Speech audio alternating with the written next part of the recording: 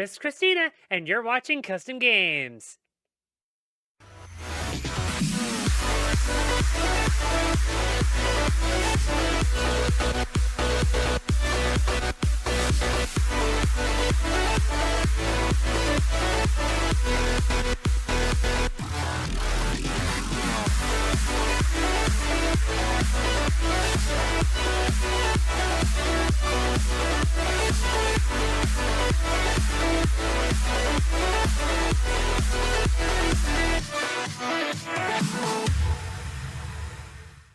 Hello, everybody. Welcome back to stream. I'm your host, Christina, and tonight we're in Car Mechanic Sim, and I'm joined by Grandpa Chase. Say hi, Chase. Get off my lawn. Tonight, we are reviving a, what is this? This is a Salem Overking Interceptor. And it has seen better days. We bought it from the junkyard on last stream for a grand total of $2,131. I'm pretty sure the metal is worth less. So I'm going to start by stripping the car and start getting everything set up. Interior disassemble. Let's pull that out and that out. How are you tonight, Chase?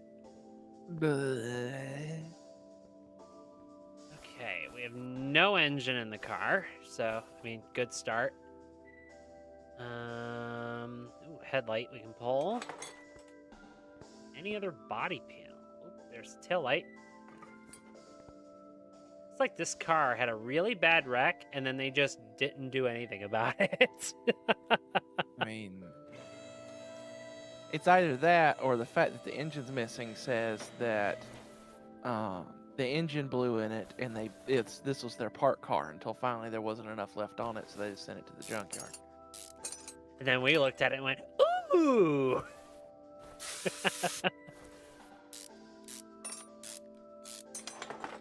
Okay, what's the first story? Boog, are you trying to cram in as much Chase content before you have to go to board game night? Is that what's going on right now? Or do you just not like hearing me talk?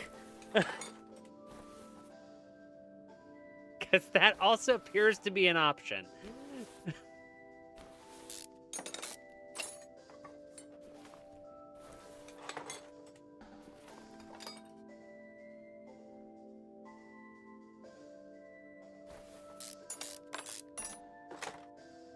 Okay, so what's the yes? That you don't like hearing me talk, or that you want to cram in as much Chase as possible? You're treading on thin ice, sir.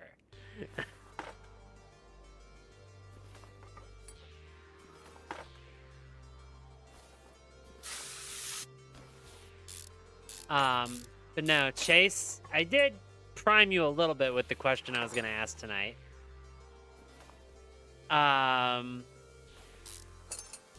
What are your customer horror stories? Those couple, 2 or 3 stories that you're like, oh my god, this person.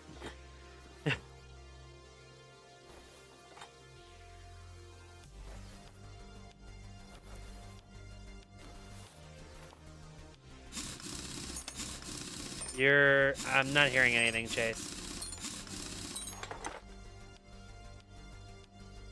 I had hit the wrong button and accidentally muted everything. Ah.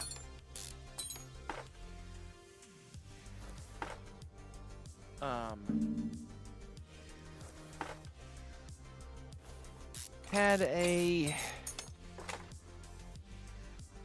service manager one time doing a drive with a customer's vehicle, and it broke down on him.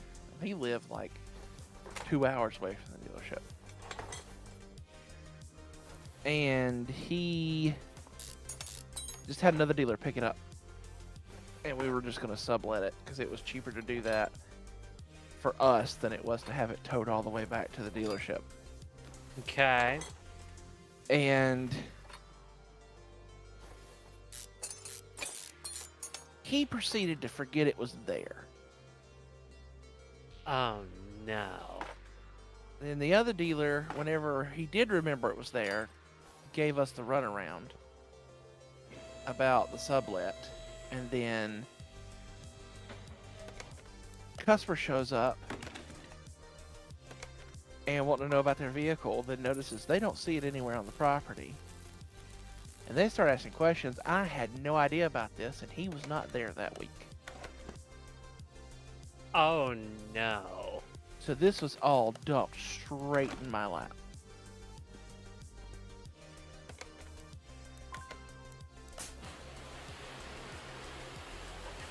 Then, as I'm trying to figure all this out, somebody else shows up asking about the same vehicle, which is confusing.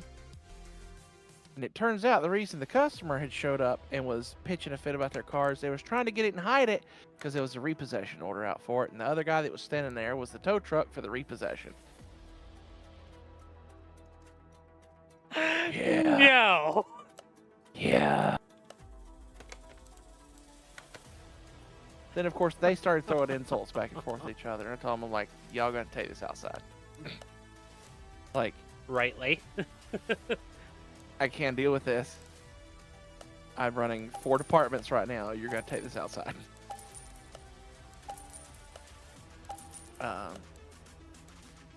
The GM ended up calling the cops on them because they were in a shouting match in front of the dealership.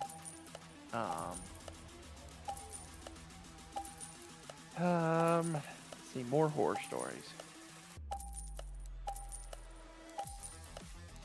That really wasn't a customer horror story. That was more of a just terrible situation. Well, I mean, when you've also got the person that's literally purple as they're screaming at you because you have quote unquote lost their car and you know nothing about what's going on, kind of scary in that moment. I mean, fair.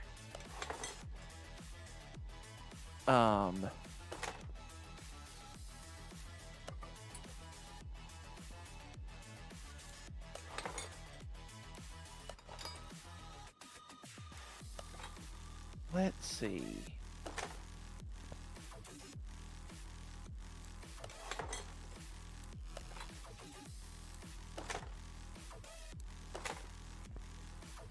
Oh, we did have the one guy that was upset at us because his paint had, to his words, very clear defects in it. The only thing that was wrong with the car is, in the industry, it's called transport burn. Essentially, the clear coat gets real hot while it's going down the road, and it streaks slightly, which means it can be buffed, and it's fine. But to him, his paint was ruined, and he wanted Ford to have it repainted. Oh. I managed to get spot repairs approved under his warranty after spending like 6 or 7 hours on the phone with Ford. And they took forever sending because they have a procedure for it. And they have to send me this kit. And this kit gets sent to me, and the body shop has to follow the instructions from this kit. Turns out it had been so long since they had approved one last, they didn't know who the current supplier of the kit was. So I got this guy showing up every day yelling and screaming because his car looks awful. And literally, unless you were looking at the exact perfect angle, you can't see any of these marks.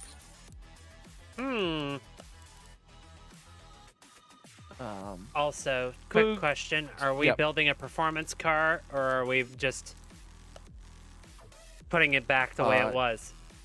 You know, we was performance all the way. Like Super Interceptor. Alrighty. But like, don't necessarily make it look gorgeous on the outside. Make it a sleeper Super Interceptor. Well, it's going to be just a police car on the outside. And Boog, to answer your question for the previous story, I ended up calling and having it towed back to us. And I charged that tow to the service department's policy. And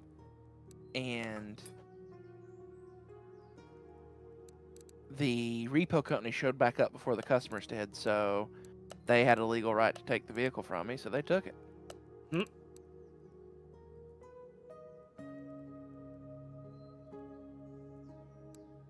Apparently, he had a guy whose whole job was just to watch for that car to show back up. Jeez.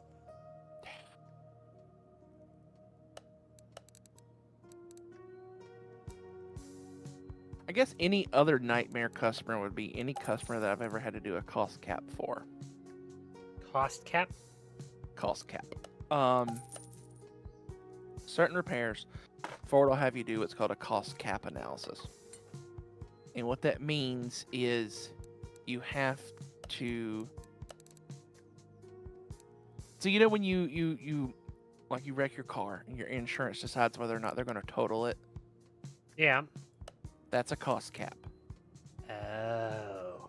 So I have to look at, we see this most of the time for engines. If the cost of doing the repairs is more expensive than just replacing the engine and sending the old engine back for reman altogether, then they'll tell me just to replace the engine. But if it's cheaper, they'll tell me you have to make these repairs. Okay. Now, from my experience, 80% of the time you do a cost cap, you're going to replace the engine anyway in the end. If they're making me do a cost cap, that means there's a problem with those engines.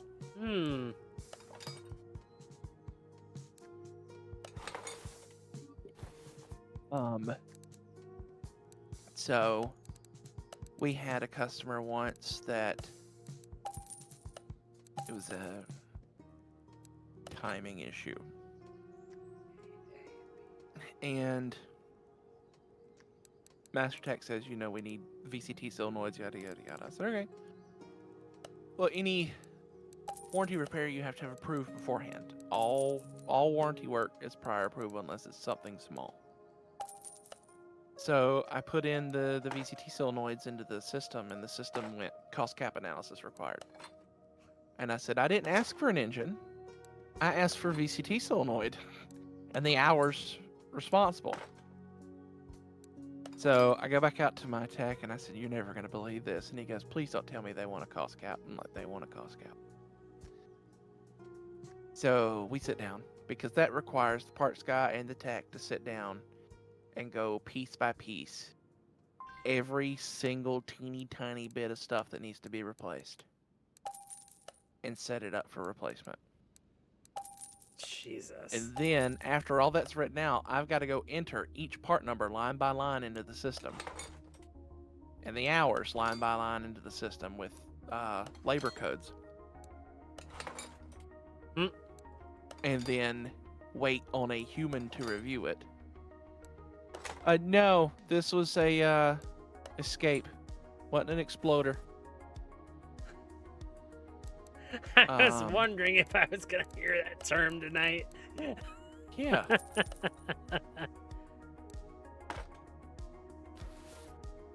You get the exploder. Then you've got the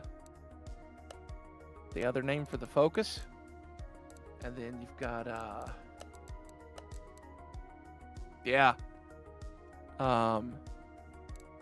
my Master Tech hate working on focuses.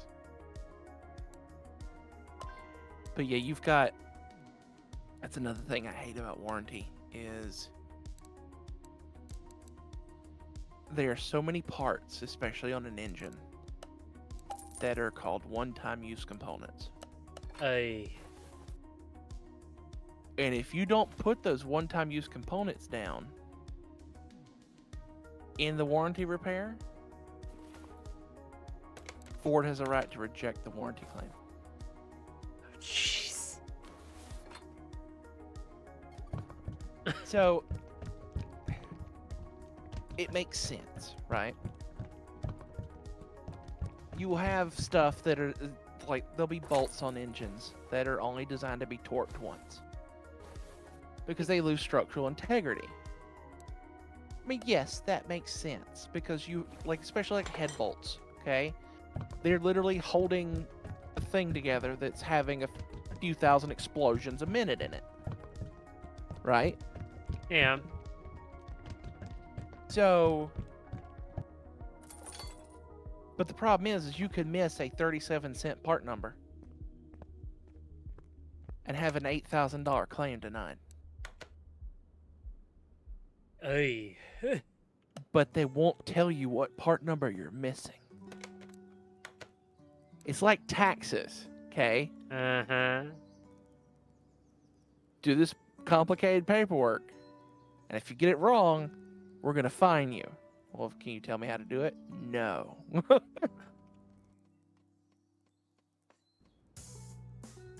gonna put something in our chat just so I can reference it. Okay. I have to compare these engines.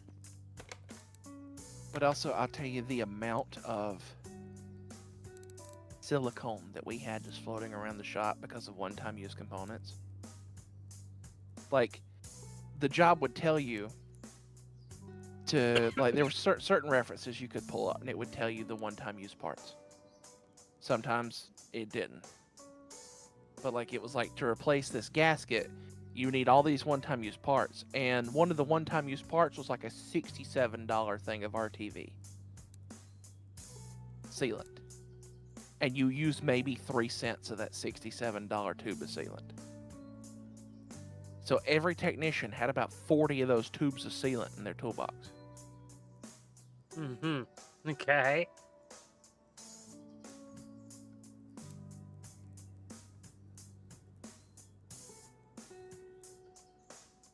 Oh, there was for a while, though. We got to, Ford did a AC recall for a few components. And the part number that you were required to bill Ford for was...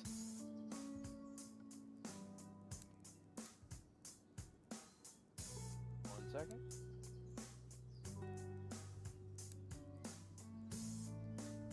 I said AC recall on my iPad. Thought I said, hey, SIRI. I think I found our engine. Ooh. 680 horsepower and 620 foot-pounds of torque. Yep, I want you to floor it and the axle snap. That's what we need to happen. But Ford set it up with the part number that we were required to bill, or they kicked it out, was per pound of refrigerant. Okay. But the number they told us that we had to bill them for was the ounces of refrigerant. Oh, Jesus. So instead of billing for 2 pounds, we had to bill for that many ounces. Okay.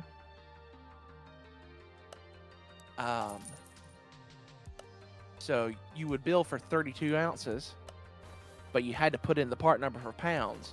So we kept getting paid for 32 pounds of refrigerant every time we would run this recall. Took Ford 6 months to notice that they were paying us for 32 pounds of refrigerant per recall. Jesus. Don't know if you've ever had to buy a cylinder of R134A. Honestly say I cannot. The cylinders are sold by 15-pound increments, and they're about $400. Oh, Jesus.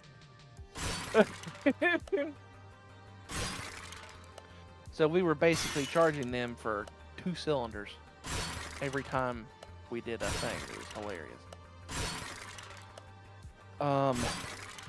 See, any other good nightmares?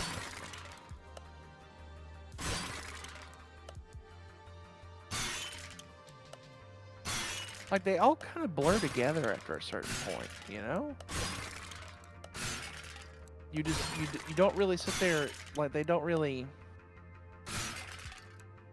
stick straight out in your mind anymore. Okay, so let's offset the negative with some positive. What are your what's the customer or customers that you've had where you sat back and go, oh my god, I love this customer? I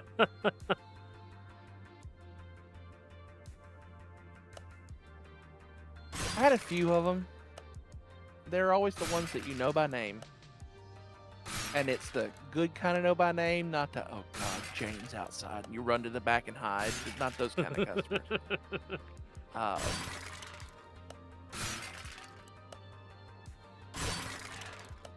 We had this one guy that would come in, and his big thing is he drove private car service.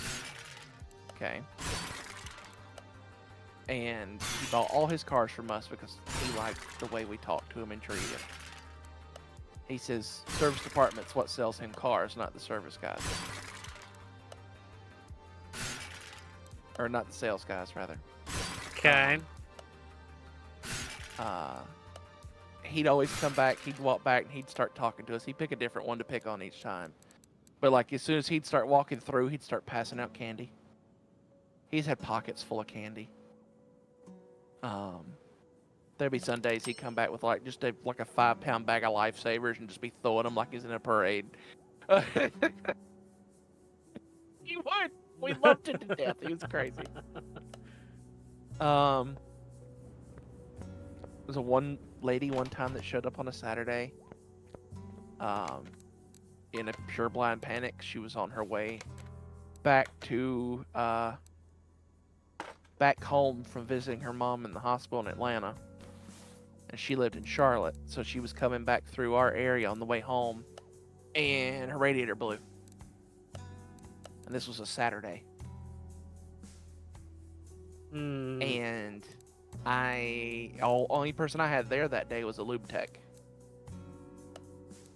So I made a phone call, and I called him out of the text. I'm like, hey, like I know it's your day off, but can I ask a favor? And he came in and did a radiator swap and flush for her. Well, the lady was in tears when I told her I called a technician. He was going to come in on his day off and do it. Oy. She leaves. We told her, thank you. Have a good day. We're glad we could help you. Safe journeys home. We hope your mom recovers. Uh-huh. She comes back like 15 minutes later. She'd went and got us a cake. It says thank you. It said thank you Lake Kiwi for it on it. It was so cute. The customers that always end up sticking out to me as ones that I really like are the ones that I had taken the extra time to go, okay, let me see if I can pull a string here. And that's 98% of the time been a good thing. Mm-hmm.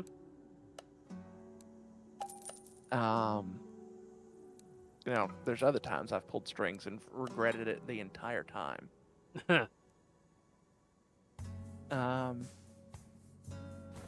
had a local guy that owned one of the big restaurants in the area. We serviced all their vehicles.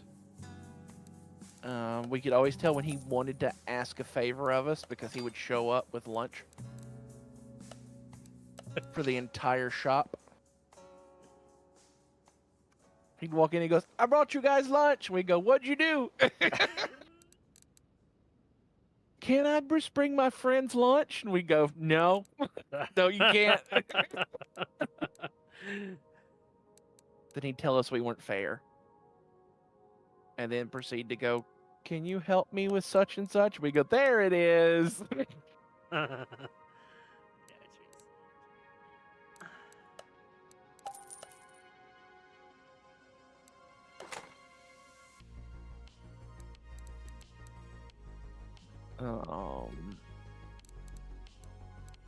See, that makes me think of a weird offhand tangent.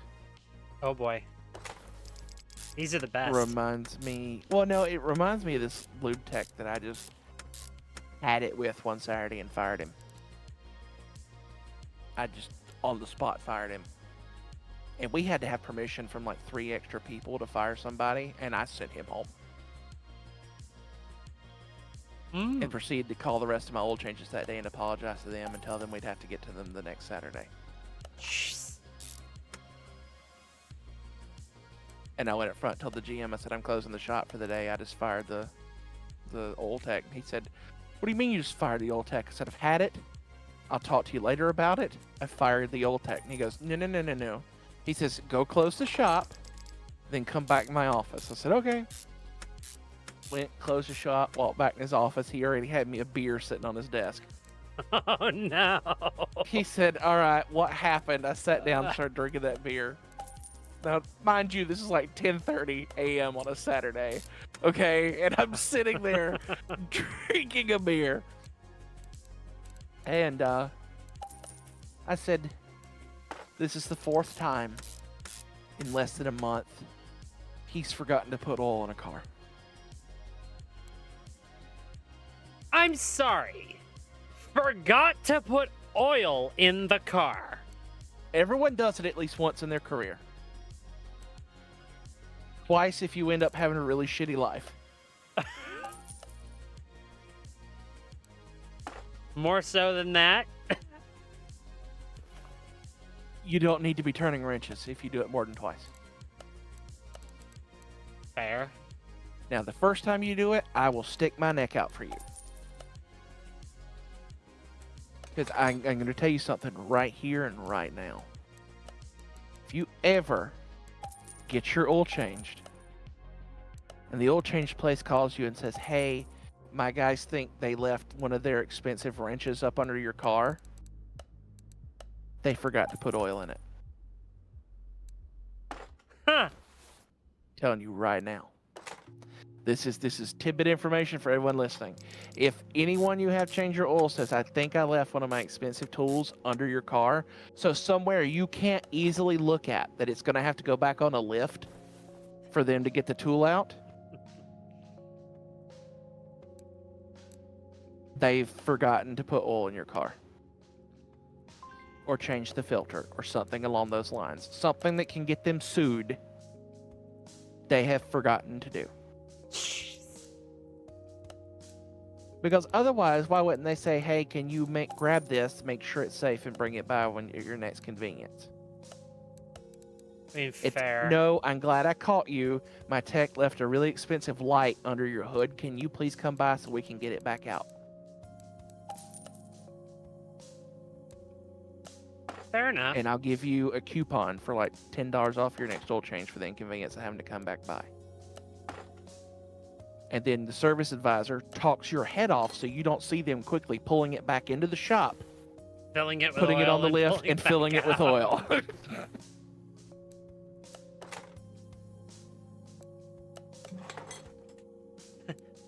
Indeed, Boog. Nice tip. Now, especially in a dealership, if you are the lube oil filter tech, you will do it once. Usually at least once. Because when you've got 2 and sometimes 3 cars in a line that you're all doing oil changes on at the same time, that can happen. Okay. Now, would I prefer it didn't happen? You betcha. But that can happen. And as long as it's caught in time, you're okay. Because I'm going to tell you, you got about 50, 60 miles on an engine if it's completely out of oil before it'll seize. Okay. Because the piston rings retain oil.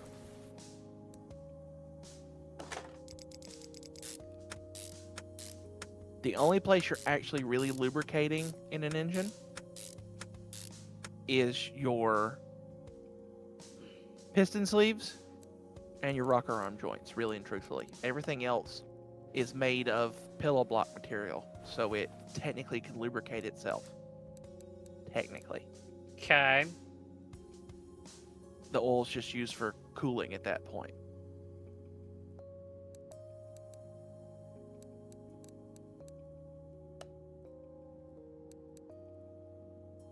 But yeah, I sent the customer on their way. He come running in. He goes, Mr. Chase. He always called me Mr. Chase, and I don't know why. He said, Mr. Chase, I messed up. And I said, what's wrong? Because my guys knew if they screwed up, if they came and told me, I would help them. But if they hid it from me, And you they were found going out. right in the fire. They were going right in the fire. Because I always found out. It's just when I found out. So he come up to me. He's like, Mr. Chase, I messed up. And I said, what's wrong? He says, I think I forgot to put oil in that person's car. And I said, the one you just did? He said, yeah. I said, the one that just left the parking lot. He goes, yes, sir. I said, go back to your toolbox. I'll holler at you in a minute. I got the customer on the phone. And I said, hey. I said, my tech is now fairly certain after tearing the whole shop apart that he left his good wrench under your car. I know you just left. Could you swing back by for me and let him get that out from under there? I said, and if it's falling out on the highway, it's his own fault. And we kind of laughed about it. And I got the tech back in. I said, he's going to just pop it up on the lift and get his tool out. And I said, I'll bring it back around for you. I said, here. And I was filling out the paperwork to give them an oil change coupon. I said, I'm going to give you this. So, I mean, because you came back. I said, it's my bad. I'm sorry. And gave it to him. Tech pulled the car back around. And I sent them on their way. And I said, did you forget to put the oil in it? And he just kind of hung his head and said, yes, sir. I said, I'm going to need you to go ahead and pack up your toolbox and go home. And he went, what? I said, 1 or 2 times I will help you. I said, 3 times we need to talk long and hard. I said, this is the 4th time. I said, you were going to cost a bunch of people their jobs. I said, so I'm sorry, but you just cost yourself yours. It's fair.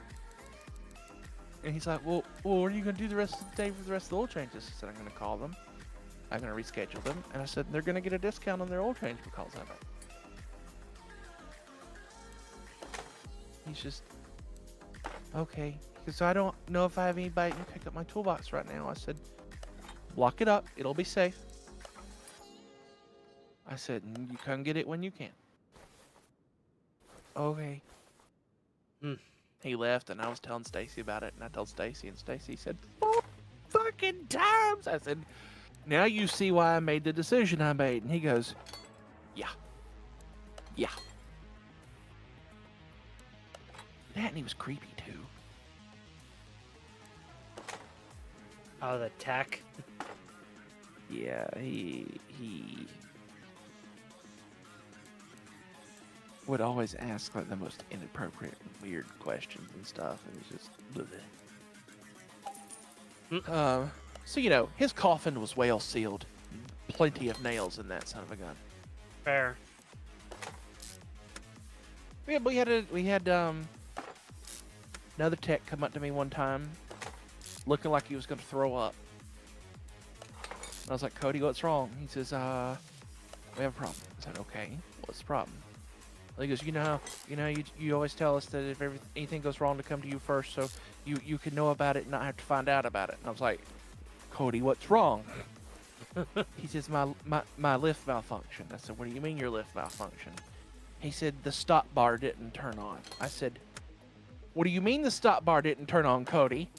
Trying not to panic myself now, because the stop bar is the safety beam that goes across the top of a 2-post lift that keeps you from crushing a car.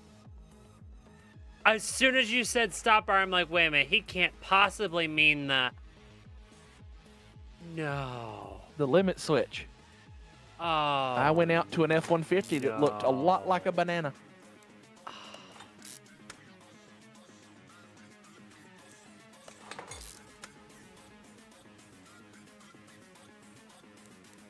And as I'm looking at it, I look in the back and I notice the bed of the truck has got a bunch of suitcases in it. Oh no. So I slowly walk around the back and I go, okay, it's got a state license plate on it. I'm a little bit better off than I was. And so I called the GM and I'm like, hey, do we have a car we can put somebody in that they can put a few miles on? He's like, why? I said, well, I'm trying to find out if we got a car I can put somebody in or if the shop's going to be paying for a rental.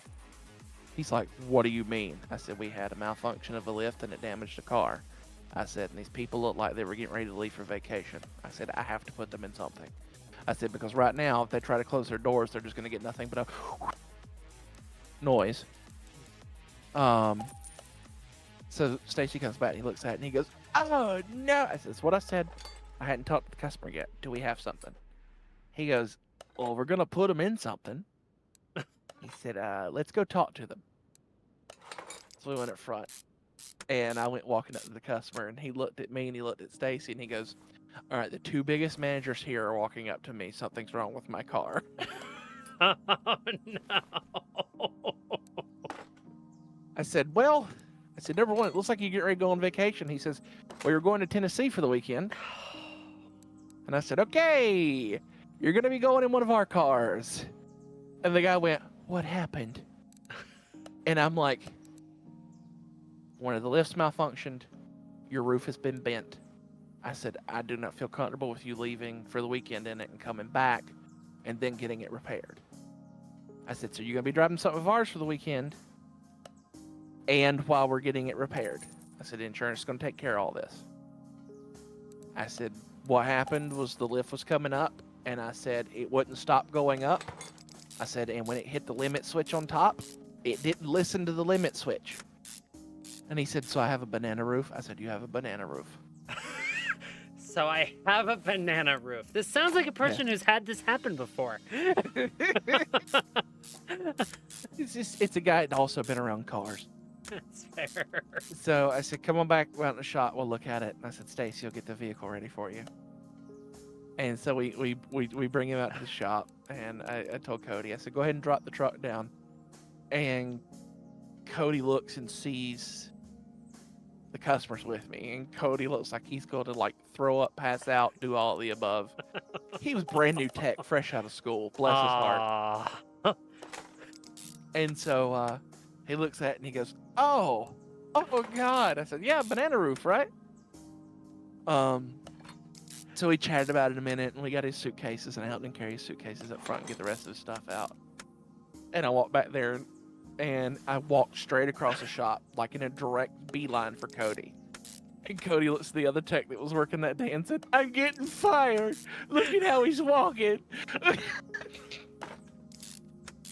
I said, no, Cody, you're not getting fired. I said, it's not your fault.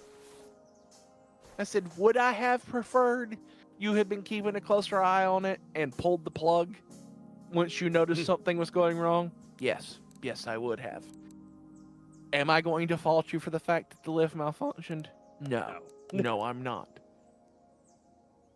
Okay. I said, the customer is fine. I said, is he upset that his truck is damaged? I said, he's not jumping for joy about it, but he understood it was a malfunction and not you being negligent. I said, now if I walked up there and said, my tech wasn't paying attention and he turned the top of your car into a sunroof, I said, there's the difference there. Yeah.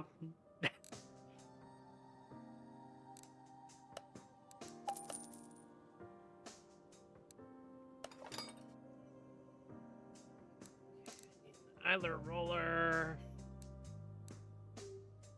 This engine's been fun while I've been listening. Uh-huh. This is a whole nother breed of having to understand how this engine works, because this is the first fuel injection I've done in this game in a while. Oh. I normally don't rebuild the fuel injections. Okay, 3 bearing caps and 8 normal rod caps.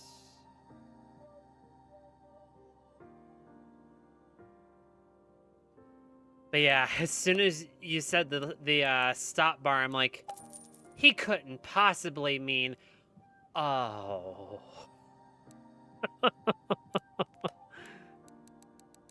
Well, that was the time I also almost dropped a Mustang off of a four-post. I'm sorry, off of a four-post? Four-post. How the hell did you manage that? One side of the locks didn't disengage. Oh, so one it... side. Yep. Oh, God. So I'm talking to another manager, and I'm like, yeah, just let me get this Mustang down. Let me pop it up on this lift. And I picked up the Mustang. I heard the locks settle, which means they were loose. I pulled the release and then started letting the Mustang down. And as the Mustang was coming back down, the lock had enough slop in it that it was just caught barely, and it came down and locked fully. And I didn't hear it. And all of a sudden, his eyes go wide, and I'm like, what is wrong? And he's like stammering. And so I let go of everything and said, and so I could have both of my hands to go, what is wrong? And then he just slowly picks up his arm and points. And then I turned and looked, and here's this Mustang. Looks like it's out of a scene of an action movie up on its side. And I went, oh, oh, oh.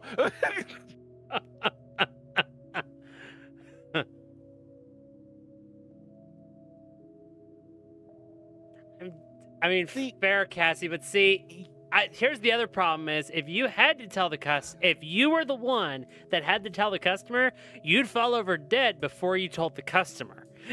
Yeah. Like that, if you were the one that had to tell the customer, you wouldn't be the one that was quote unquote responsible for their property. The technician that did it is. See, the odds of the person that has to tell you that someone broke your vehicle versus being the person that actually broke the vehicle are completely different. I was the person that my job was to get yelled at and make sure that they didn't go in the back and try to kill somebody. Both directions, as a matter of fact. I had to make sure a technician didn't look and start screaming expletives in the customer's direction until the customer was not in earshot. Jesus. Look how big that engine is. Yes. Yes. Oh, I love it. Okay, so now I should be able to put the coolant in.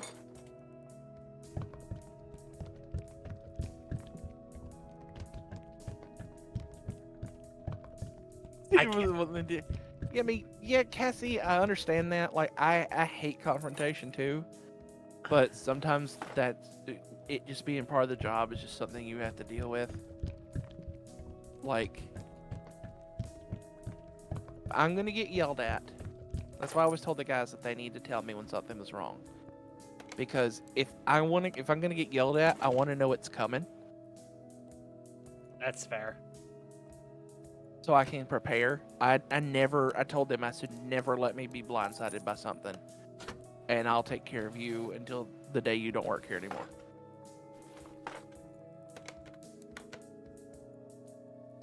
My technicians never kept secrets from me. My shop ran well. I'm Especially apparently out of clip A's. Just go ahead and buy like 30 of these. Because I'll need them. Buy 30 of those the other day? No, I bought 30 of clip B apparently. Because clip B is what goes on all the distributors. Oh. Good job. I just want to note one thing about this engine. See all the shiny chrome versus the dull? Yes. If it's shiny chrome, it's a performance part. If it's red, it's a performance part. If it's dull or black, it's a normal part. That car is more performance part than it is standard part. This thing's gonna move. It better.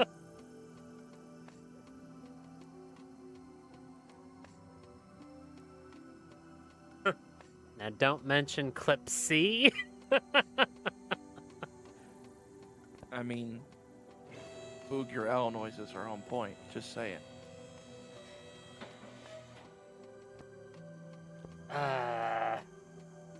Let's put the interior together now.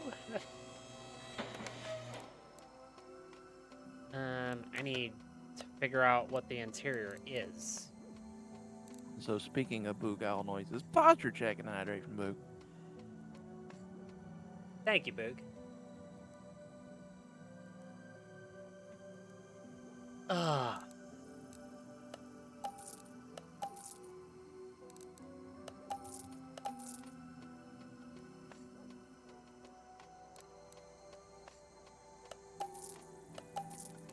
I know I've told the story on here about almost getting taken out by the air compressor.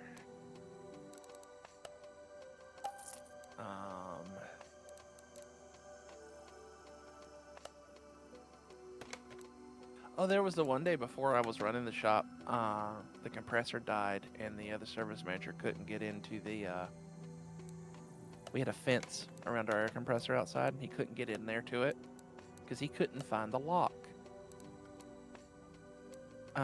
Or he couldn't find the key for the lock, rather. And I just told him, I said, if I get you in without cutting the lock, I need you to not ask any questions. And he just looked at me. And then without skipping a beat, he goes, well, I know you're not going to jump over the gate. And I was like, fucking wow, okay. Thanks, Jimmy. Technicians in the background just crying.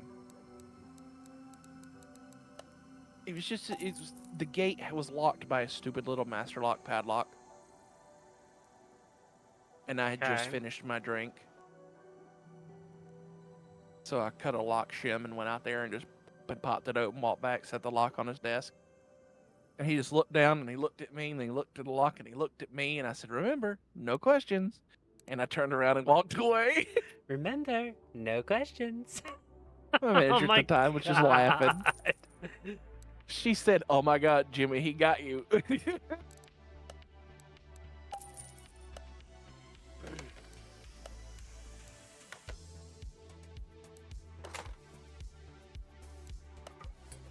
It probably could have, Cassie, but I did not have an additional master lock padlock to open the master lock padlock with. So I just used what's called the lock shim, which is stupid.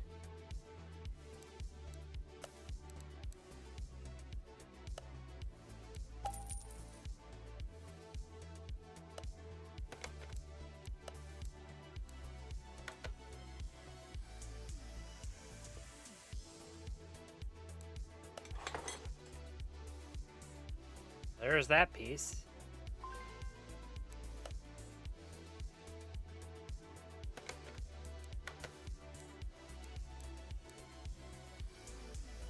Do we want to give it an air scoop?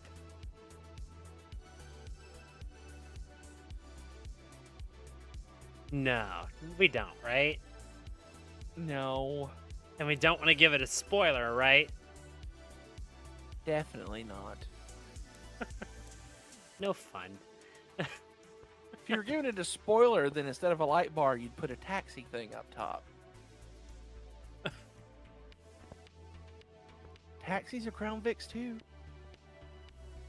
In fact, the built-to-be taxi Crown Vics are just interceptors with a different engine. Yeah. Well, there's a exact same fleet. interceptor body. The fleet setup. Oh, the fleet one's different.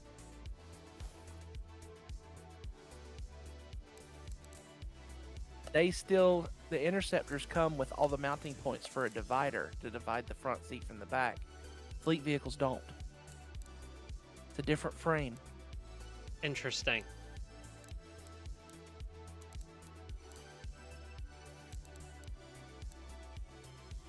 The Pipe V8 or Pipe V8A? It's Pipe V8A. Two of them, please.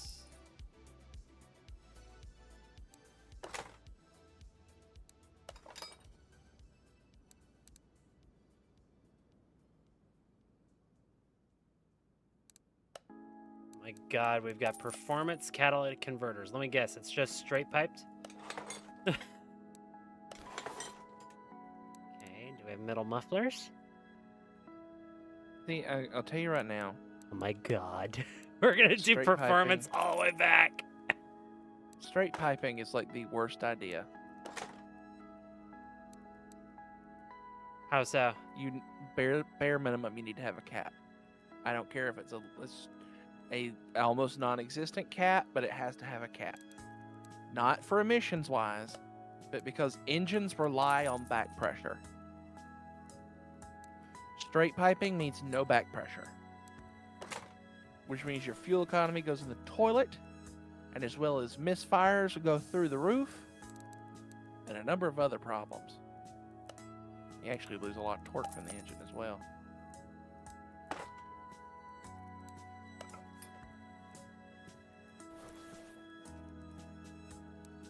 I'm actually trying to remember, because on the Impala, we straight piped the middle muffler. Did we have a middle muffler? We had holes in either the cat or on the mid muffler. I don't remember which. Resonator. We straight piped the resonator. That's what it was. Okay. We straight piped the resonator, kept the cat, and kept the rear muffler. And that car, that V6 3800, purred. Because the resonator had a giant gash of rust. And my options were $1,000 to replace the resonator or $80 to put a pipe where it was. No. As a high schooler, you choose option B. Especially when the muffler tech goes, I think it's going to sound pretty good.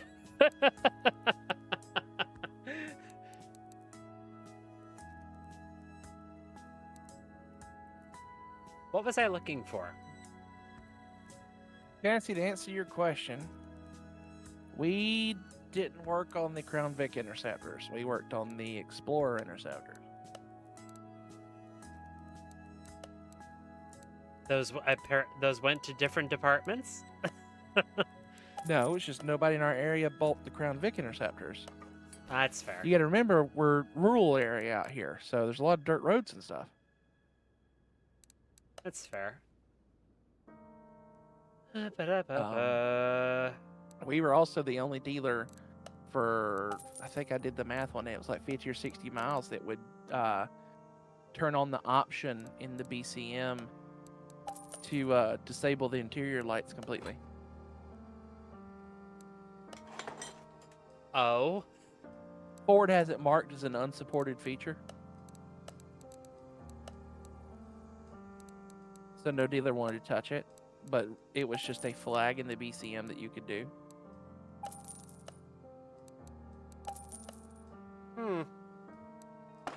And for those who don't know, BCM is body control module.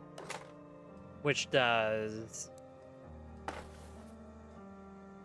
anything that's not related to the powertrain.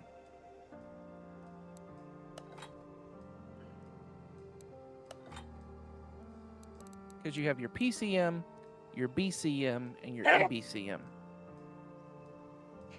PCM is powertrain control module, so that's your engine, transmission, fuel pump. BCM's body control module, which is your windows, your AC, your door locks, your power lift gate, door sensors, things like that. And your EBCM is your electronic brake control module. That's your anti-lock brakes, your brake assist, stuff like that. Cassie's got a good question. Why would you want it turned off?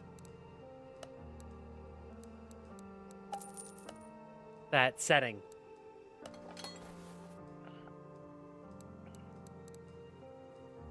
Ford and most cars nowadays have it so that when you turn your key off and shut off your engine, your interior lights automatically come on. Which, if you're surveilling a neighborhood or somewhere, that's not the greatest idea. And the only way to get them to go off is to open and close your door. And if you're trying to pull up quiet on someplace and cut the engine off and watch, you don't want to, slam. In Chiba, yes, the program force scan is great, but also these vehicles are under warranty and they can't do that. Most states will have a thing in place that any government vehicle owned by the state is not allowed to be worked on by the state's technicians if the vehicle's still under warranty. Well, yes, you say screw the warranty, Chiba, but the fact of the matter is, if the state can get out of paying for repair, do you think they're going to pay for the repair? No.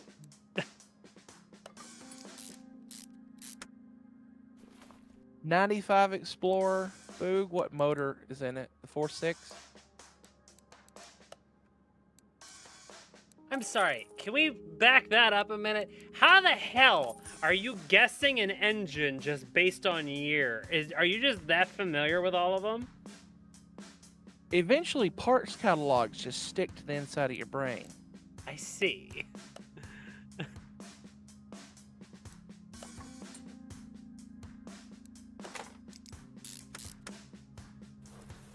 And it was still during the transition era, so it could have had a few different size motors in it.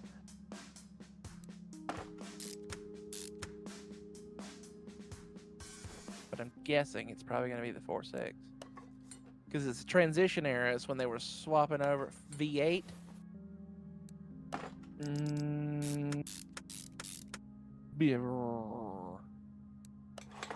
Possibly could have been the 4.6. That Ford had like 2 or 3 V8s at that point in time. It's transition era when they were starting to really switch over into OBD2.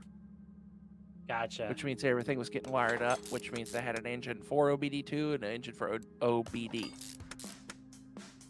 Which, if you've never done an OBD scan on a regular vehicle, it's fun. Big quotes around the word fun.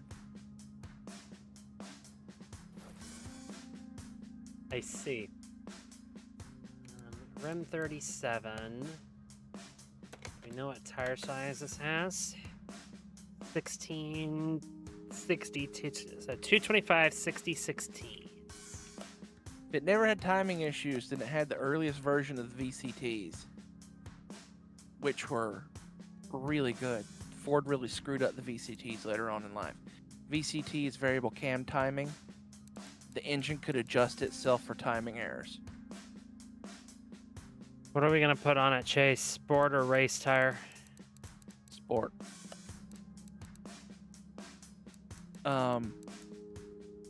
There's a little solenoid on the inside of the timing cover that will either pull the chain tighter or loosen the chain to adjust the timing. It could actually, the early system could account for up to 3 bent valves, I think is what the specs were. And it could fix the timing to accommodate for those valves, which was kind of neat. The newer stuff is technically built quote unquote better, but the tolerances are too tight. So you go too long on an oil change one time and your VCT solenoids are ruined.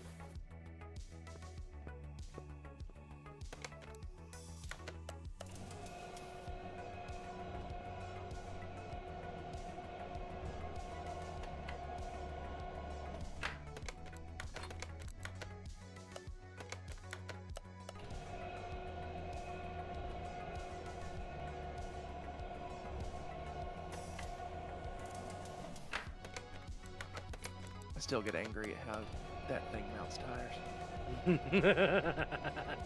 There's no tire slick, there's no tire spoon, there's no overinflating to set the bead and you think you're going to die because you're at 130 psi and the bead still hasn't set. Leaning back as far as you can going, please don't explode, please don't explode. I'm sure you also hate this. Yeah, that's 1,000% just cheating. Like, they do have tire machines that'll technically do what you're doing with the tire machine you have, but that balancing bullshit, no.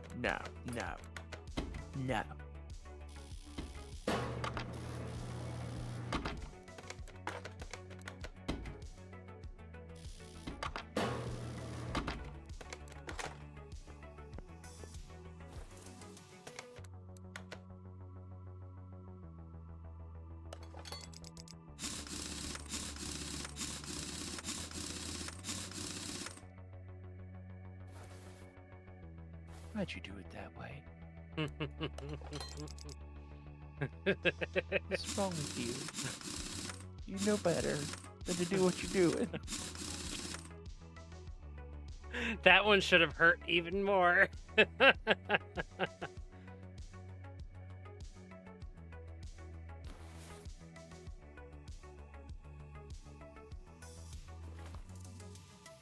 Oh, and for some reason you kept having to replace the rear license plate light. It's probably because you had a bad ground point at the gas tank, Boog. Kept overvolting that section because that's where the common ground is at the rear of the vehicle, is the gas tank.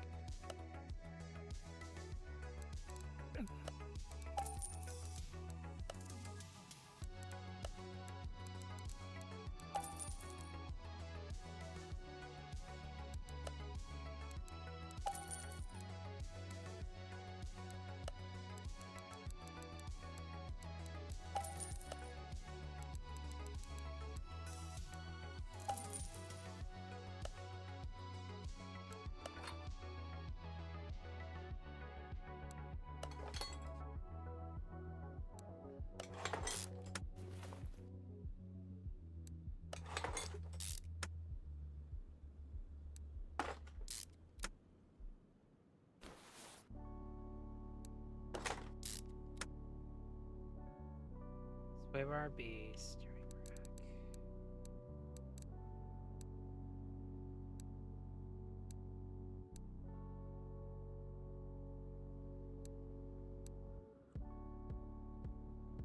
Front sway bar B, probably. Yep, there it is. We had a we used to do oil changes sometimes for the hospital system. When their guys would get backed up, they'd send their ambulances down to us and stuff like that.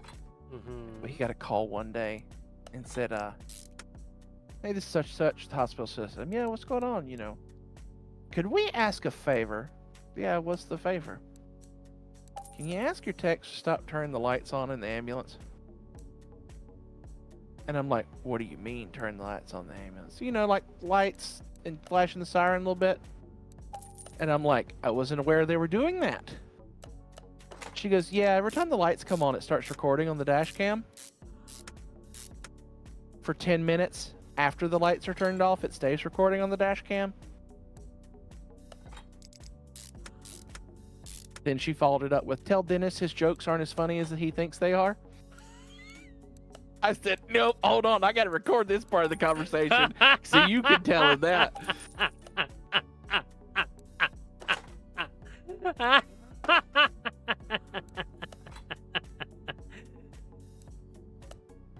Oh, that's fantastic. Yeah. So I told the guys, I was like, hey, don't leave right at 5. I need to talk to y'all for like 5 minutes. They're like, oh. And I'm like, when in my conversations with y'all ever went more than like 5 minutes? Okay. 5 o'clock rolls around. They're all standing outside my office like, come on, man. We want to go home. Knowing good and well I had to be there till like 9 o'clock that night, and they want to go home. I don't that, and I'm like, when we get police cars or ambulances, I said, or even fire trucks, I said, I understand it may be funny. Don't turn on the lights and sirens. Not even for half a second. No quick beep boop. No. It may be hilarious. I said, but I really don't want to have the phone call I did today with anyone else ever again. And they're like, what? I said, is anyone else aware that when you turn on the lights that it immediately starts recording on the dash cam? And they all went, no. I said, Dennis. And he went, yes. I said, the lady at the rescue service said to tell you your jokes aren't as funny as you think they are. Whole shop lost it. Big D, or Big Diesel Tech, he goes, yep, they were definitely recording then. Shut up, Big D.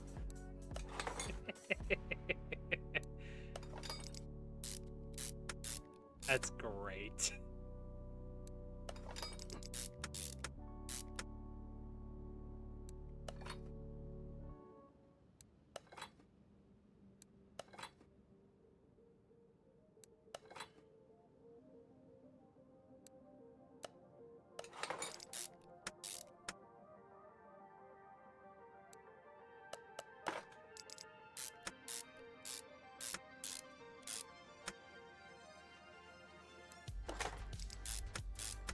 Big D has to be like one of my most favorite techs I've ever worked with.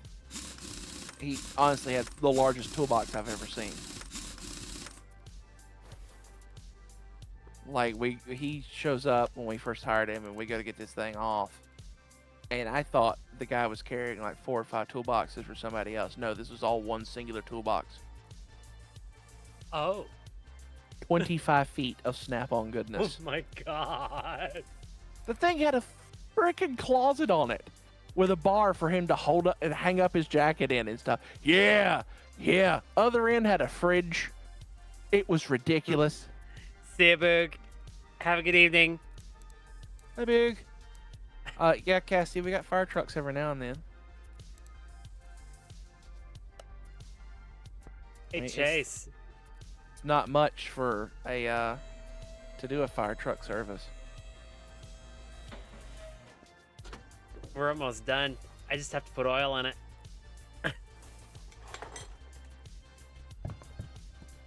So the Lord knows if I didn't put oil in it and then it said you forgot oil, that was going to be a moment. Yeah.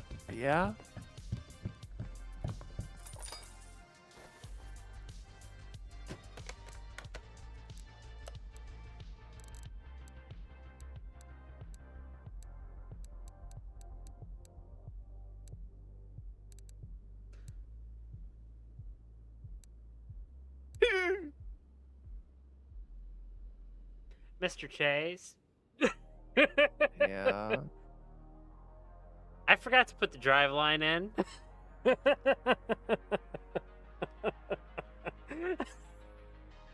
Wham bum bum bum. That sounds great. It's in drive. Oh. Cassie says, "Well, if you remember to do the oil, you're better off than that one tech Chase mentioned earlier." Thank you. Okay, it's Chiba? just stage No, the 3 crate ECU motor type did A. not come with oil in it from the factory. But the regular car motor did. Oh, that's how I missed it. Okay, so the ECU goes over there. Okay, and then let's get this back up in the air and let's do the drive line. Also, that's like a 98 to 05 Crown Vic Why? because it's using an ECU, Ah. not a PCM.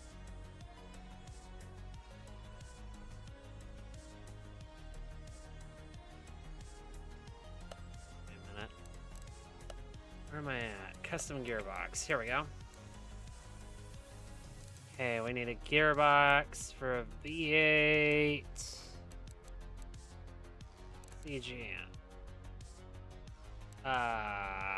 We need the SC.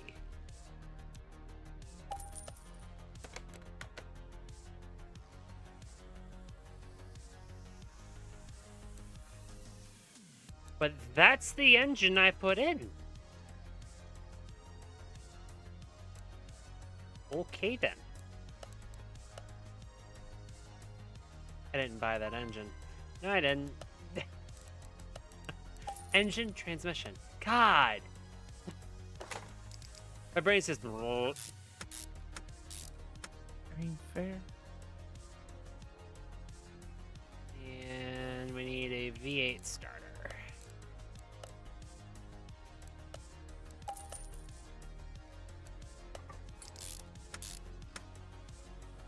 And we just need a drive shaft. I just remembered last stream where you tried to start it and you realized you didn't put any of the fuses back in. Oh, I did that as I was building the fuse block. Did you notice that?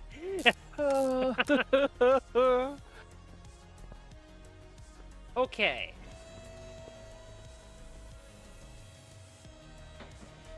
Last thing we're going to need to do once I verify... Okay, the only thing we're missing is license plates. So, where are we plating it?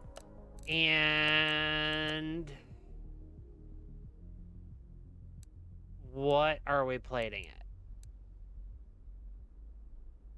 Do it in Texas with the plate walker. I have Texas truck.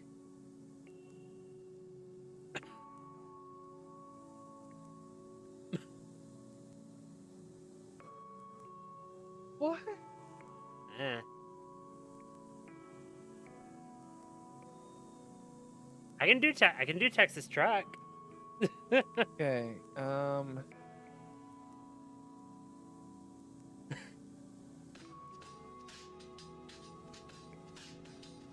That's weird. Mm.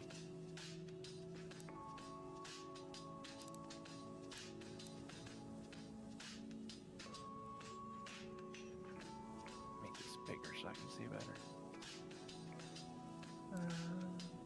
We could do just a blank plate.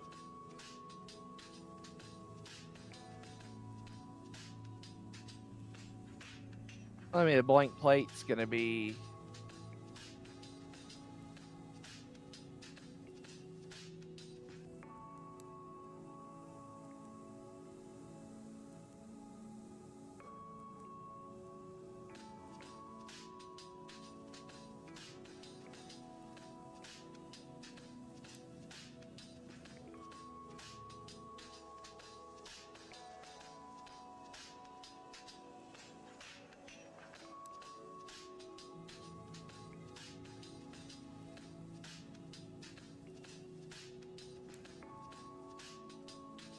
No, do New York?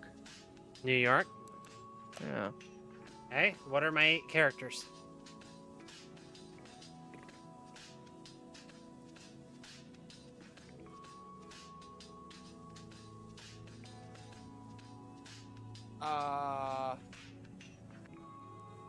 Do like MTA 911.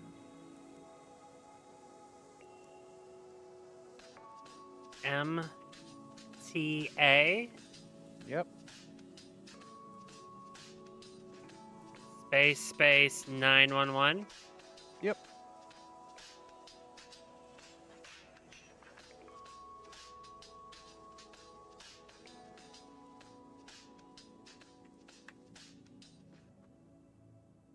Yeah. What's MTA? Metro Transit Authority. That's what most police are called in New York. Gotcha. My part. Symbol. Let's Yeah. give it plates. Basically, if you're not dealing with homicide or theft, it's transit. Is who deals with stuff. So parking tickets, wrecks, everything like that. Yeah. That's going to be Transit Authority. There we go. We're 100% across the board. Okay, so now move the car, and it's headed for the paint shop.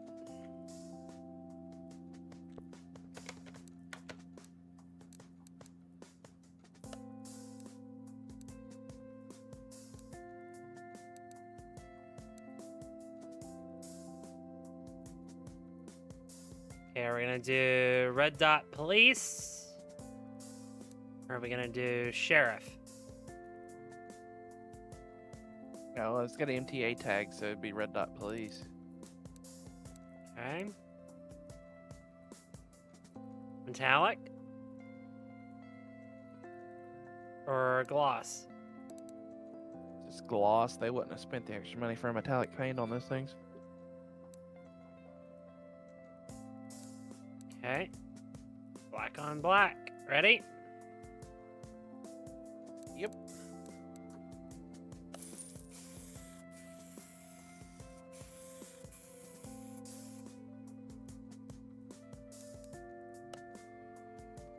There's our car. Send it over to the test path, and I'm going to do an alignment. Wow, I got that pretty in spec.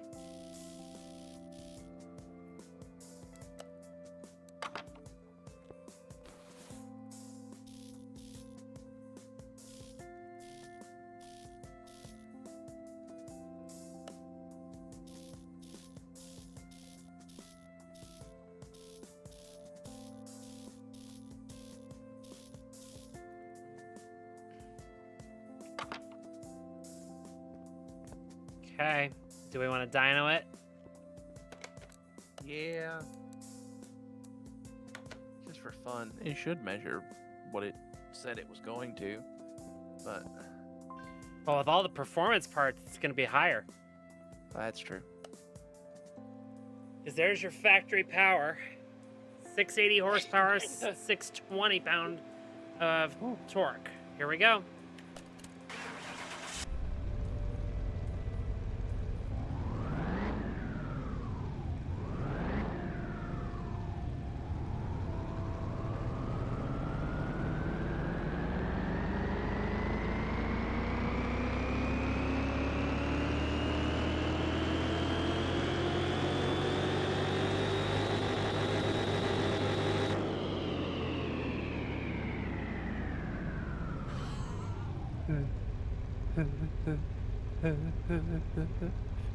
Chase, no!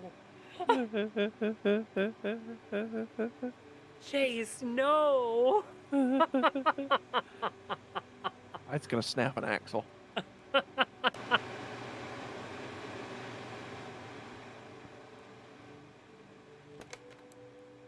Well, Try it on the test track. drag strip first. Yeah. Chiba says Chase, yes. Tchaikovsky, no. Tchaikovsky, yes. Tchaikovsky always yes. Tchaikovsky, always yes. Warm up and practice. Test your car. Quarter mile. Now do a whole mile. Do a whole mile. Yeah. Remember the other car that we didn't get shit up to speed because it was slow climb. So Ready? I figured we go ahead and try it now. Yeah.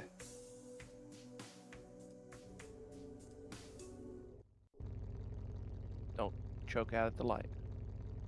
Pay attention to your Christmas tree. Wait a minute. I need my controller. All right.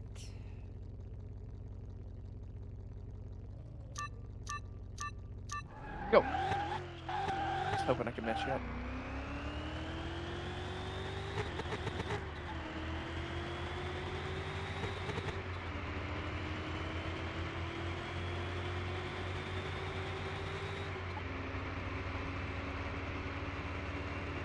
Chase. We're over 200 mile an hour. Uh-huh. I want to do another run. Yeah, because the shifting was a little funky at first. Yeah, I had to get used to it. Yep.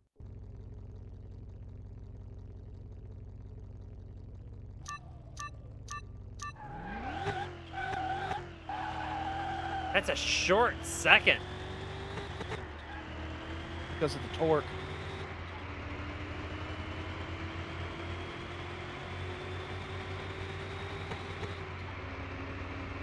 Basically, above like 6 thou, I need a shift.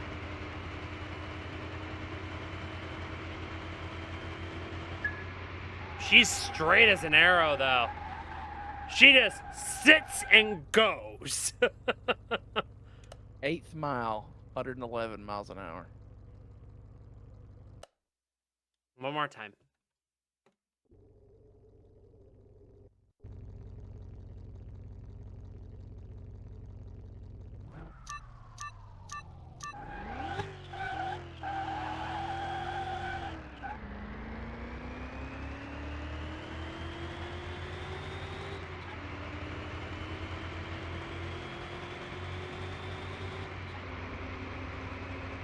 That felt really good.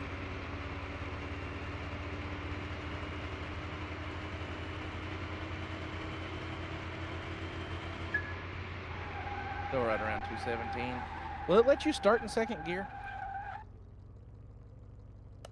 You can try.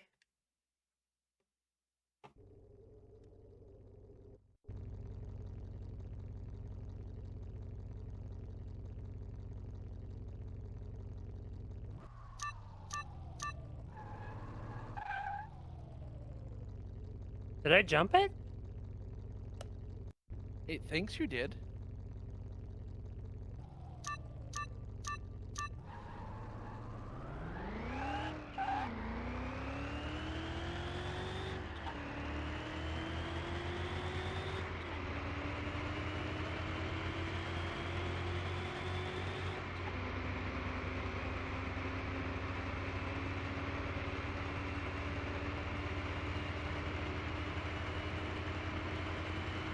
I like first gear better. Finish at the same speed.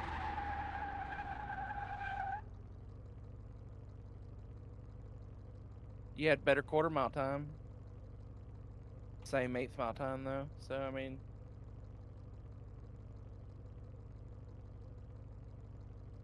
11.5 quarter mile. Quarter mile. Yeah. Oh God.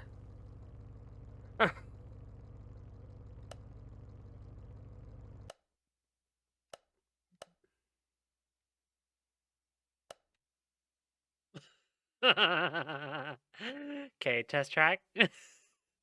yeah. Just see how it sits on the track. See how many times you spin it out. What? It's got so much torque, you may just tap the gas and just start doing donuts. Well, I'll start in second. Since that appears to be the trick. Test track. Or is it racetrack? It's racetrack.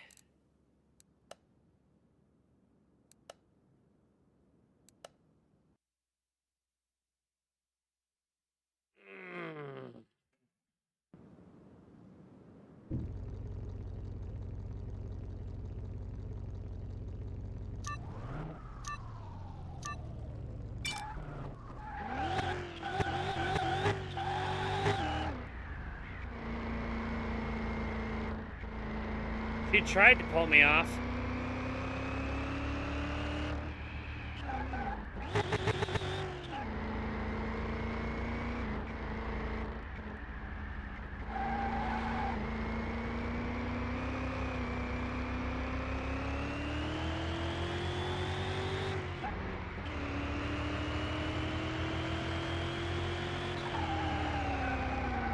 No brakes!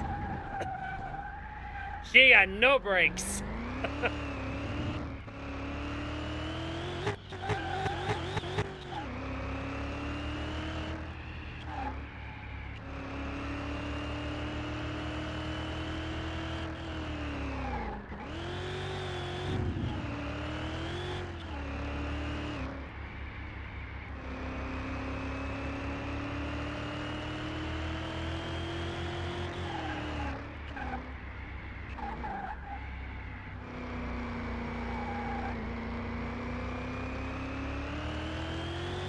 Body roll though.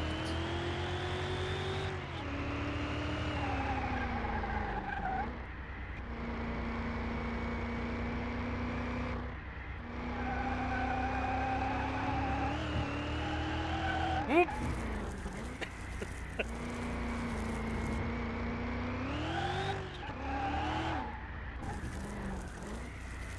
I want to note it is an automatic. I'm not controlling the gears.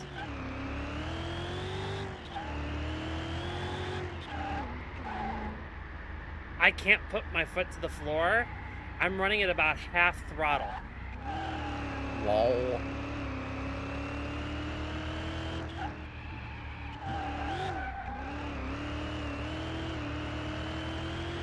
Yes, he says, well, yeah, you don't have brakes because you turn them to dust along with both axles going over 200 miles an hour in just a mile like that.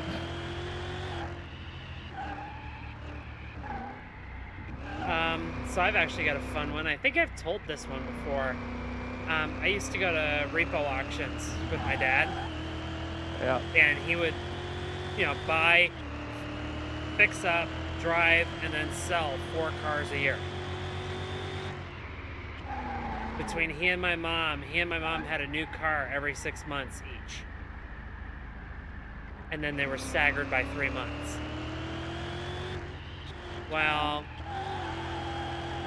one of the times we were at the repo auction, Chase, you're gonna know what this is.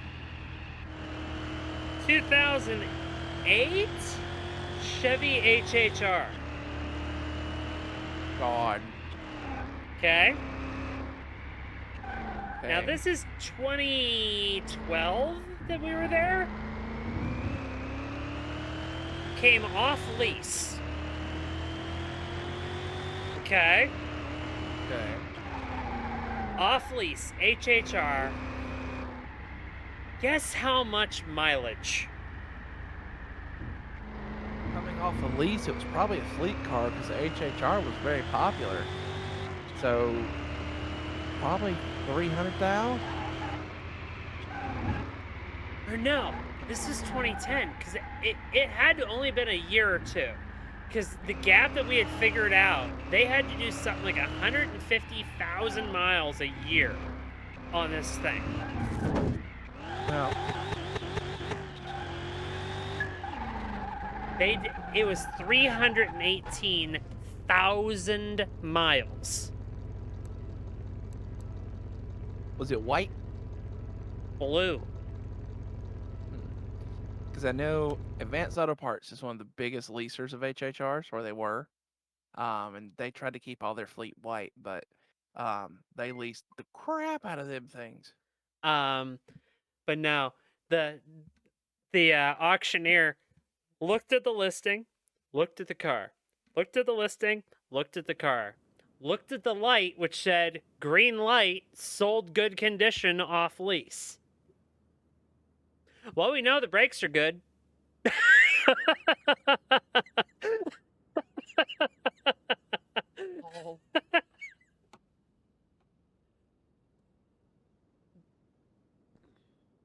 All right. So we now have a performance cop car.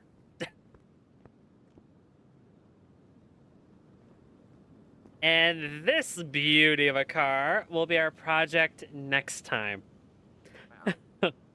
So, how much does the cop car sell for? It's the one thing we haven't answered yet. How much is it worth? I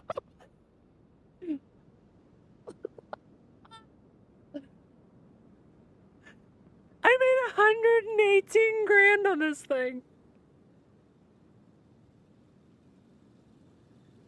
I only put 60 grand in it, so I'm doubling my money. If I sell it. If I sell it. This might be the first one I say we're going to keep. Because I'm proud of that. And I got the money to save a couple.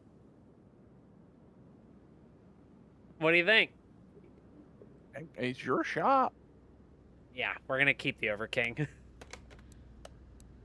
Parking. There it is. All right. Do we want to find one more option instead of the rusted out TBX? No, we're gonna do the TBX next before we bring anything else in. Do we want to get another thing lined up for later? Like here. I mean, do you... I will put this on car lift A. I will acknowledge that it's next. In fact, let's wash it and then put it on there.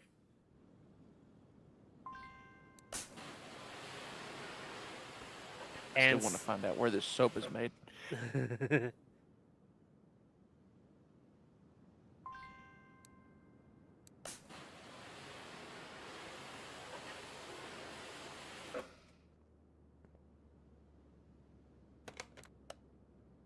Okay. I hate the interior looks way better than the whole car does now. Here, let me help the car.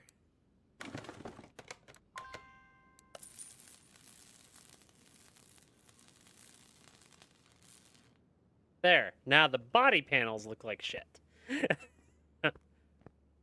Better? Jesus.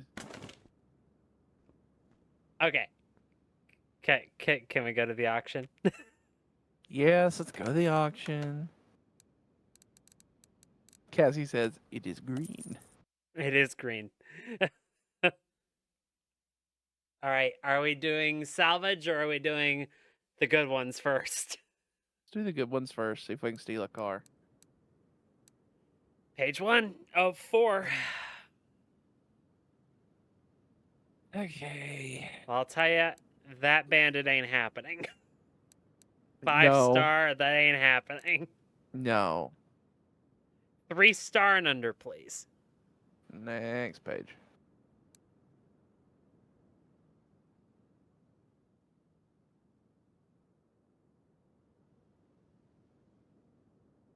Yo. Could try for an electric car. Come back Fact- to it next. Both of those would be. We also have a Magnum that we could Steve, try. I was thinking that too. There's a Salem. Pinto on the previous page. Should we look at it? Yeah.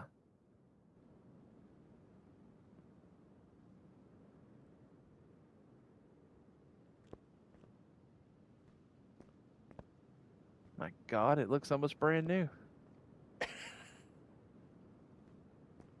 What's the engine You look never- like? You've never seen a brand new Pinto, have you? Uh-uh. They look just about like that. We'd be doing a quick turn. Cosmetic only. I'm not rebuilding that engine.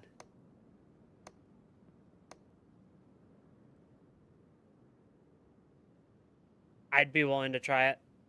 What's the price on it right now?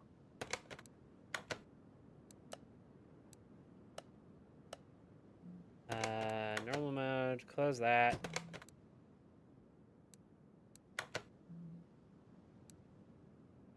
Starting at 6, going up to 17.8. Don't go higher than 15.5. Okay. Starting.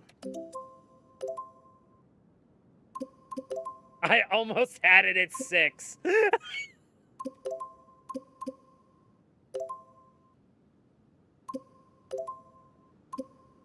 I'm out.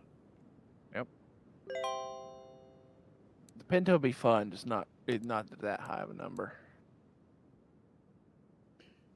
Those we might be able to get a junkyard. Probably. Okay. Nothing else on here, unless we wanted to look at the Magnum. No. No? No.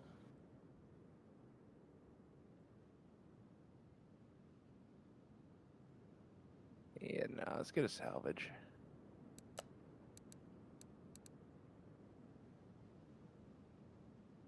Let's look at what they did to the Super Duty.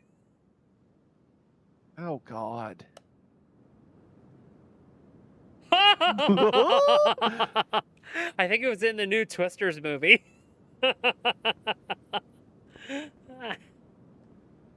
Engine's there.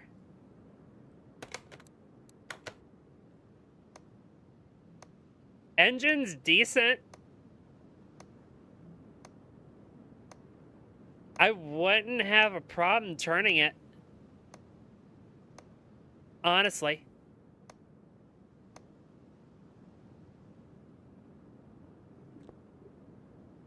But all the body panels. Just paint. Paint and sheet metal.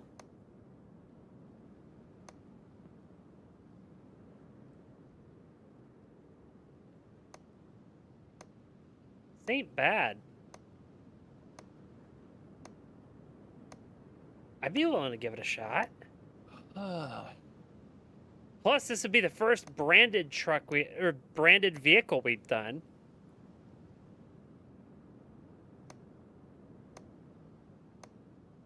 Everything else has been the game brand.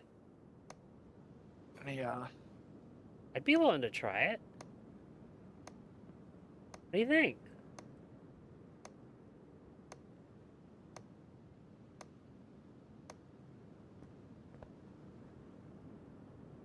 Like, she needs work. No doubt. She needs work. She's in the factory color, though.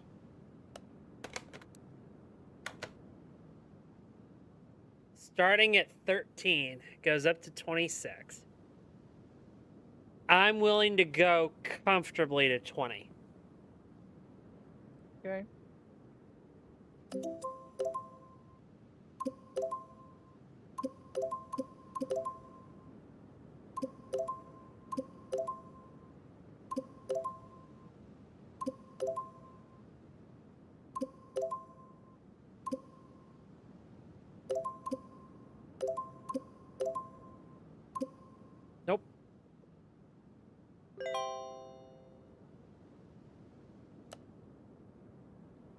I stuck to my number. Mm-hmm. Okay. What else? Next page. Ooh, we could get a parked car for our wrecked car. Jesus Christ. No, next page. Okay.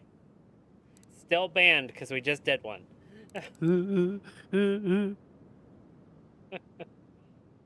Next page. Yeah. There's another.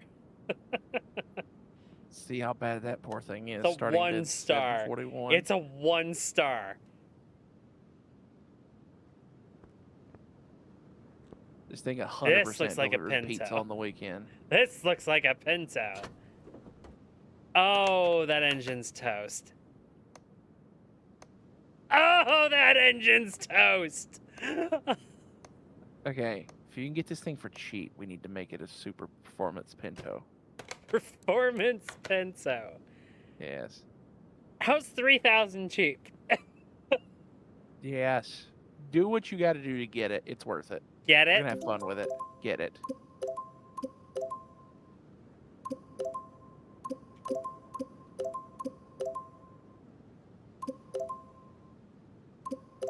Fuck off.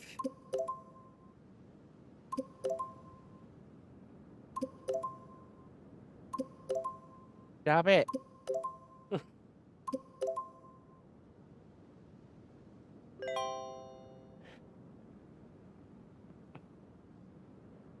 Receive car. Garage. Okay. Yay. We got a Pinto. I got a performance I'd Pinto. want one more.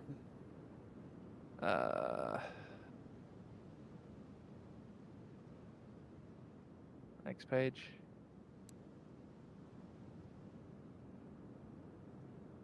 Gotta go station wagon. Oh, the high road?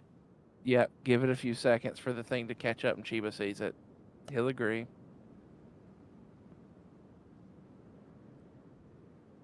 Chase. Look, I'm aware. I'm aware. Chase. under that dirt is a Christmas vacation car. Chase, it's a full engine rebuild. Yeah? Everything else that we've gotten, we've made performance cars. Why not the station wagon? I'm not going to do any investigation or anything. Y'all want it so bad. How much money am I spending on it?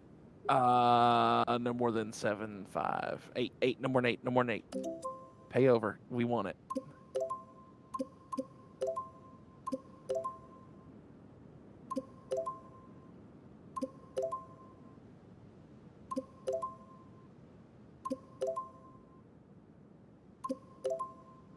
Stop being mean.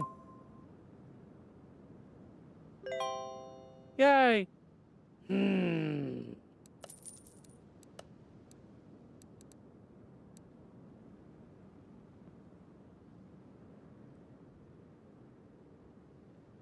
Okay. I'm done. I don't see anything on that page. I just want to see how screwed up that Mach 1 is. 3, it ain't that bad.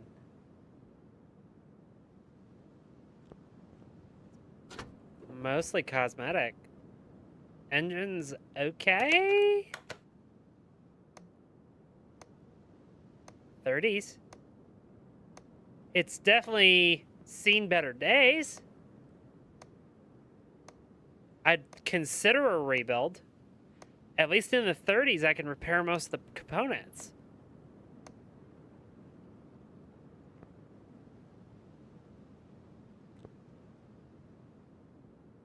Needs a fender. It's gonna need glass. Gonna need a bath. Not terrible. It's way richer for my blood. Jesus. I'm gonna just say no to that. Yep. I just want to see how bad what bad of a shape it was in. Do we want to look at the atom for a quick turn?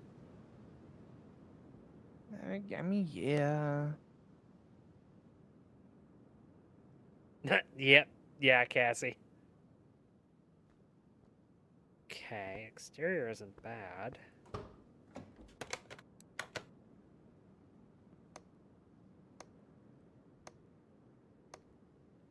Chase, this is a quick turn. Which means you're not going to get it for a decent price.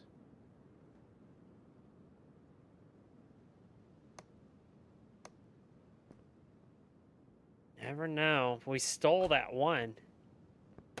Yeah, that was the one we got. If I can get it for 50, I'd be happy. Oof. Because the Okay. 10 grand I got to put into it is going to add up. We clean it up and get it back out.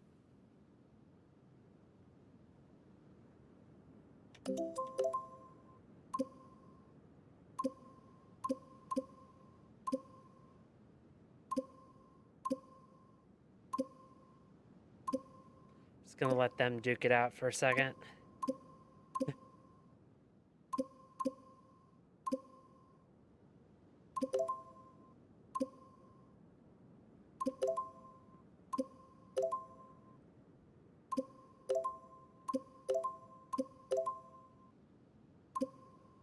I'm out.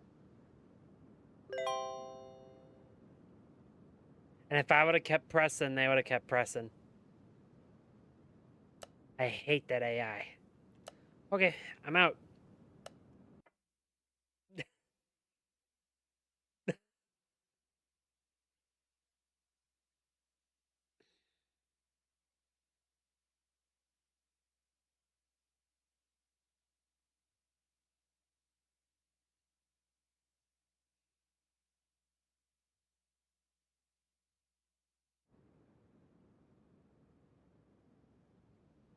Okay, ready to go see our purchases? Yeah. Oh, God. Okay. Okay, here's what we're going to do. We're going to move you to C. So say, give the station wagon a bath. Really? Yeah. Magic It's not gonna hurt bubbles, to do give it a your bath. work.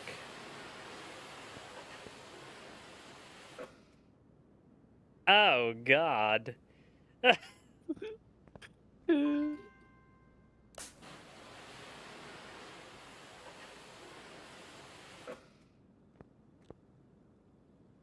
wood paneling is missing. Oh, Chase, what have you done to me?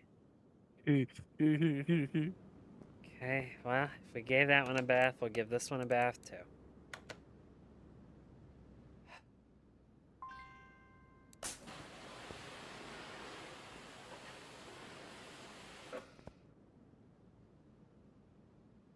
Oh, it was a race car.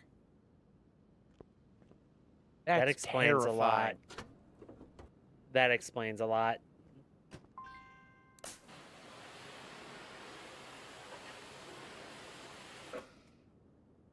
Exactly, Cassie. Okay, we'll put that on B. No, not lift B, entrance B. Okay. So we have options to pull if we don't decide to do jobs. This is going to be our next in line. Yep.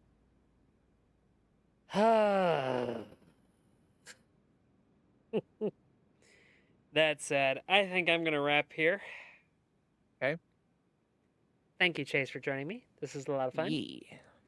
Chat, we will see you guys tomorrow for our weekly dose of creative tendencies on the Minecraft server. This has been Custom Games. Chase, say goodbye. Bye. And chat, I have one question for you. Anyone up for some customs? Bye!